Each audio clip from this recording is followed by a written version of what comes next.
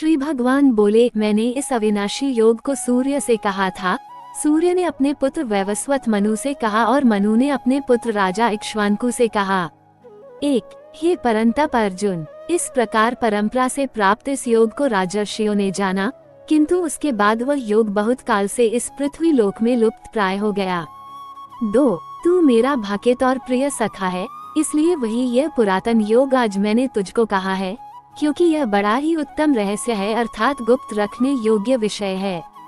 अर्जुन बोले, आपका जन्म तो अर्वाचीन अभी हाल का है और सूर्य का जन्म बहुत पुराना है, अर्थात कल्प के आदि में हो चुका था। तब मैं इस बात को कैसे समझूं कि आप ही ने कल्प के आदि में सूर्य से यह योग कहा था। 4. श्री भगवान बोले, हे परंतप अर्जुन, मेरे और तेरे बहुत से जन्म हो चुके हैं, उन सब को तू नहीं जानता, किंतु मैं जानता हूँ। 5. मैं अजन्मा और अविनाशी स्वरूप होते हुए भी तथा समस्त प्राणियों का ईश्वर होते हुए भी अपनी प्रकृति को अधीन करके अपनी योग माया से प्रकट होता हूँ। 6. ये भारत, जब जब धर्म की हानि और अधर्म की वृद्धि होती है, तब तब मैं अपने रूप को रचता हूँ, अर्थात साकार रूप से लोगों के सम्मुख प्रकट होता हूँ। 7. साधु पुरुषों का उद्धार करने के लिए, पाप कर्म करने वालों का विनाश करने के लिए और धर्म की अच्छी तरह से स्थापना करने के लिए मैं युग युग में प्रकट हुआ करता हूँ। 8. हे अर्जुन, मेरे जन्म और कर्म दिव्य अर्थात निर्मल और अलौकिक हैं। इस प्रकार जो मनुष्य तत्व से जान लेता है, वह शरीर को त्याग कर फिर जन्म को प्राप्त नहीं होता, किंतु मुझे ही प्राप्त होता है। पहले भी जिनके राग, भय और क्रोध सर्वथा नष्ट हो गए थे और जो मुझ में अनन्य प्रेम पूर्वक स्थिर रहते थे, ऐसे मेरे आश्रित रहने वाले बहुत से भाकित उपर्युक्त ज्ञान रूप ताप से पवित्र होकर मेरे स्वरूप को प्राप्त हो चुके हैं। 10. हे अर्जुन, जो भाकित मुझे जिस प्रकार भजते हैं, मैं भी उनको उसी प्रकार भजता हूँ, क्योंकि सभी मनुष्य सब प्रकार से मेरे ही मार्ग का अनुसरण करते हैं। 11. इस मनुष्य लोक में कर्मों के फल को चाहने वाले लोग देवताओं का पूजन किया करते हैं, क्योंकि उनको कर्मों से उत्पन्न होने वाली सिद्धि शीघ्र मिल जाती है। 12. ब्राह्मण, क्षत्रिय, वैश्य और शूद्र, इन 4 वर्णों का समूह गुण और कर्मों के विभाग पूर्वक मेरे द्वारा रचा गया है। इस प्रकार उस सृष्टि रचनादि कर्म का कर्ता होने पर भी मुझ अविनाशी परमेश्वर को तू वास्तव में अकर्ता ही जान। 13. कर्मों के फल में मेरी स्पृहा नहीं है, इसलिए मुझे कर्म लिप्त नहीं करते। इस प्रकार जो मुझे तत्व से जान लेता है, वह भी कर्मों से नहीं बंधता। 14. पूर्व काल में मुमुक्षुओं ने भी इस प्रकार जानकर ही कर्म किए हैं, इसलिए तू भी पूर्वजों द्वारा सदा से किए जाने वाले कर्मों को ही कर।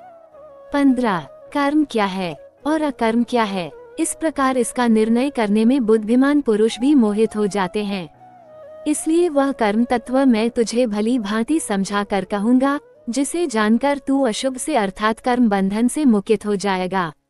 16. कर्म का स्वरूप भी जानना चाहिए और अकर्म का स्वरूप भी जानना चाहिए तथा विकर्म का स्वरूप भी जानना चाहिए, क्योंकि कर्म की गति गहन है। 17. जो मनुष्य कर्म में अकर्म देखता है और जो अकर्म में कर्म देखता है, वह मनुष्यों में बुद्धिमान है और वह योगी समस्त कर्मों को करने वाला है। जिसके संपूर्ण शास्त्र सम्मत कर्म बिना कामना और संकल्प के होते हैं तथा जिसके समस्त कर्म ज्ञान रूप अग्नि के द्वारा भस्म हो गए हैं, उस महापुरुष को ज्ञानी जन भी पंडित कहते हैं। 19.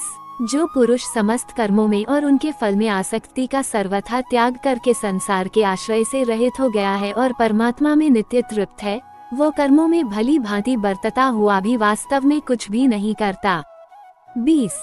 जिसका अंत करण और इंद्रियों के सहित शरीर जीता हुआ है और जिसने समस्त भोगों की सामग्री का परित्याग कर दिया है, ऐसा आशा रहित पुरुष केवल शरीर संबंधी कर्म करता हुआ भी पापों को नहीं प्राप्त होता। 21. जो बिना इच्छा के अपने आप प्राप्त हुए पदार्थ में सदा संतुष्ट रहता है, जिसमें ईर्ष्या का सर्वथा अभाव हो गया है, जो हर्ष शोक आदि दबंधों से सर्वथा अतीत हो गया है, ऐसा सिद्धि और असिद्धि में सम रहने वाला कर्मयोगी कर्म करता हुआ भी उनसे नहीं बंधता।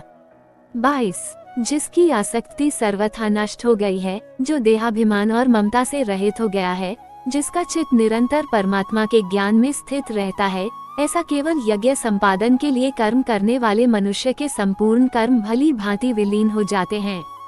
23. जिस यज्ञ में अर्पण अर्थात स्त्रुवा आदि भी ब्रह्म है और हवन किए जाने योग्य द्रव्य भी ब्रह्म है तथा ब्रह्मरूप कर्ता के द्वारा ब्रह्मरूप अग्नि में आहुति देना रूप क्रिया भी ब्रह्म है, उस ब्रह्म कर्म में स्थित रहने वाले योगी द्वारा प्राप्त किए जाने योग्य फल भी ब्रह्म ही है। 24।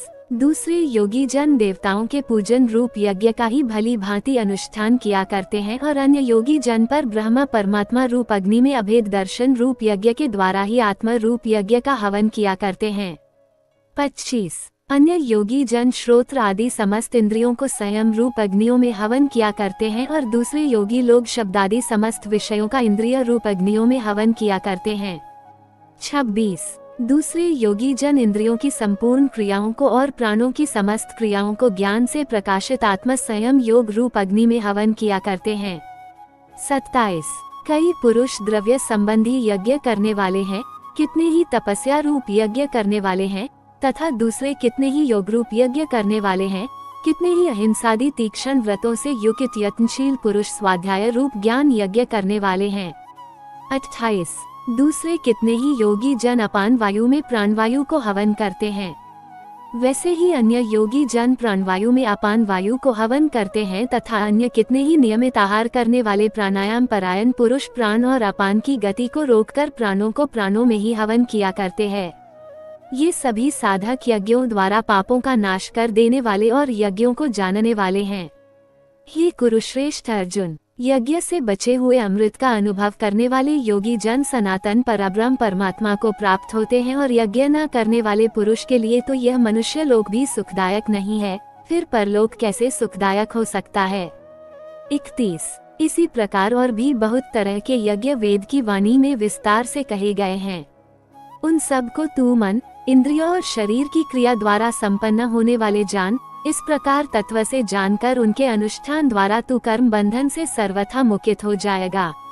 32।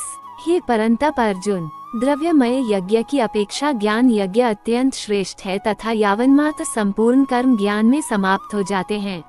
33। उस ज्ञान को तू तत्वदर्शी ज्ञानियों के पास जाकर समझ, उनको भली भांति दंडवत प्रणाम करने से, उनकी सेवा करने से और कपट छोड़कर सरलता पूर्वक प्रश्न करने से वे परमात्मा तत्व को भली भांति जानने वाले ज्ञानी महात्मा तुझे उस तत्व ज्ञान का उपदेश करेंगे, जिसको जानकर फिर तू इस प्रकार मोह को नहीं प्राप्त होगा। तथा हे अर्जुन, जिस ज्ञान के द्वारा तू संपूर्ण भूतों को शेष भाव से पहले अपने में और पीछे मुझ सच्चिदानंद घन परमात्मा में देखेगा, यदि तू अन्य सब पापियों से भी अधिक पाप करने वाला है तो भी तू ज्ञान रूप नौक द्वारा संदेह संपूर्ण पाप समुद्र से भली भांति तर जाएगा।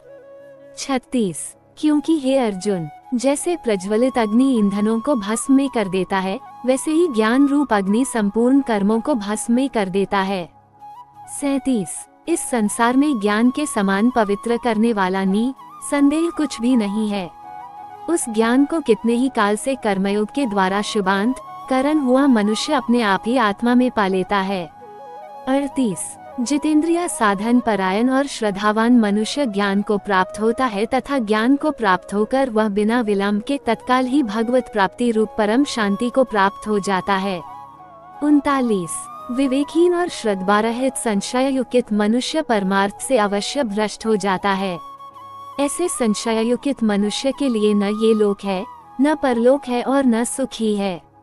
40। हे धनंजय, जिसने कर्मयोगी की विधि से समस्त कर्मों को परमात्मा में अर्पण कर दिया है और जिसने विवेक द्वारा समस्त संशयों का नाश कर दिया है, ऐसे वश में किए हुए अंतःकरण वाले पुरुष को कर्म नहीं बांधते। 41। इसलिए हे भरतवंशी अर्जुन, तू हृदय में स्थित इस अज्ञान जनित अपने संशय का विवेक ज्ञान रूप तलवार द्वारा छेदन करके समत्व रूप कर्मयोग में स्थित हो जा। 42।